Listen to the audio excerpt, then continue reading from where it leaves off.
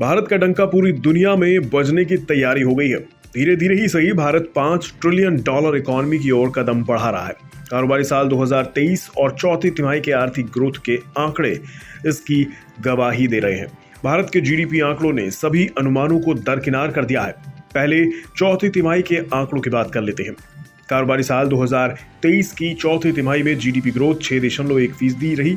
तीसरी तिमाही में 4.5% थी, दूसरी तिमाही में 6.2% और पहली तिमाही में 13.1% थी।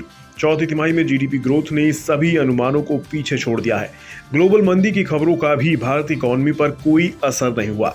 चौथी तिमाही में एसबीआई ने 5.5% ग्रोथ का अनुमान लगाया था।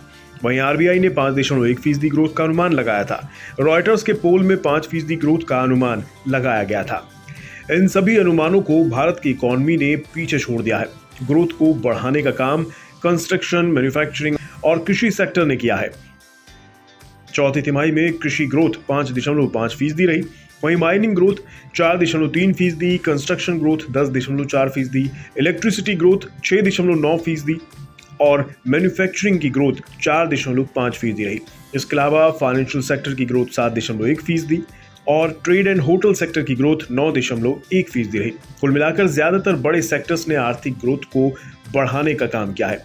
कंस्ट्रक्शन ग्रोथ का बढ़ना अच्छा इसलिए भी माना जा रहा है क्योंकि देश में कंस्ट्रक्शन सेक्टर सबसे ज्यादा रोजगार देने का काम करता है। ऐसे में कंस्ट्रक्शन सेक्टर के बढ़ने से बेरोजगारी पर लगाम भी लगती दिख सकती है। पीएम मोदी ने भी जीडीपी ग्रोथ पर ट्वीट किया है। पीएम मोदी ने कहा कि ग्रोथ के आंकड़े आशावाद और सम्मोहक मैक्रो इकोनॉमी संकेतों के साथ ये मजबूत प्रदर्शन हमारी अर्थव्यवस्था के आशाजनक पथ और हमारे लोगों की दृढ़ता का उदाहरण है। अब बात सालाना ग्रोथ की करते हैं। कारोबारी साल 2023 में भारत की ग्रोथ 7.2% रही, जबकि ज्यादातर एजेंसियां 7% ग्रोथ का अनुमान जता रही थी।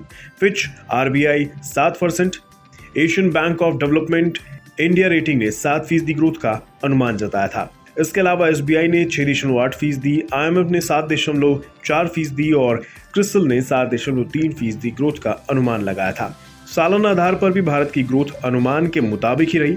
माना जा रहा है कि जीडीपी ग्रोथ के आंकड़ों से बाजार के सेंटिमेंट्स में और सुधार देखने को मिलेगा। शेयर बाजार में भी इसका असर दिखेगा। ग्रोथ को देखते हुए नया निवेश बढ़ने की भी उम्मीद जताई जा रही है।